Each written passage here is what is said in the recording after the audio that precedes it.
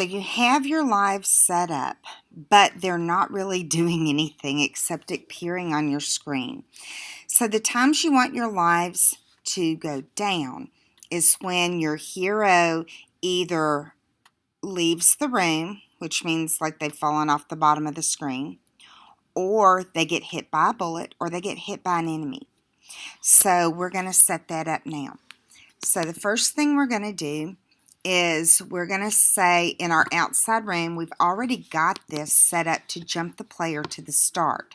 But we also want them to lose a life if they go outside of the room. So if we go to our score tab and we click on set lives and drag it in, we're going to set our lives to -1. Now if we leave it like this, the computer's going to go, oh, okay, the lives are at -1, and all our lives are going to vanish from the screen, even if the player had 4 lives left. So in order for the computer to set the lives relative to how many the player has, we have to check this. That will cause the computer to subtract 1 from the current number of lives instead of just setting the number of lives at -1. I'm going to set that above my jump to start, so it's going to set the number of lives relative to -1 before it jumps the player to start. Now, I also need to do this when I collide with an enemy or when I collide with an enemy bullet. So I'm going to add an event, collision, with my enemy parent.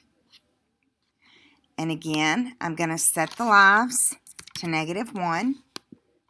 And the same thing with the bullet. Add event, collision, bullet parent. Set the lives to -1 and make sure I check relative. Did I check relative on my enemy parent? I did not. Make sure you do that. Okay, so now it's going to subtract 1 from my lives. But let's see if this works. Let's go ahead and hit play. I hope I saved that. Let me...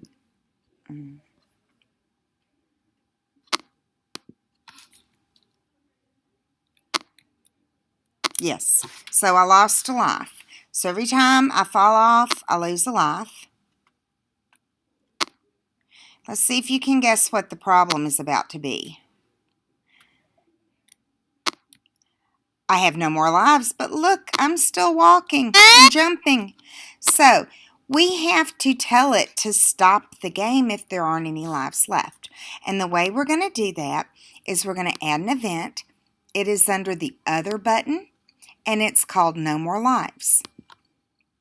So when we have no more lives, if you remember correctly, there are a few things we need to do when a player loses. The first thing we need to do is to let the player know, hey, you lost. Maybe they think they won. We got to tell them. So we're going to display a message, you lost, or no more lives, or you're dead.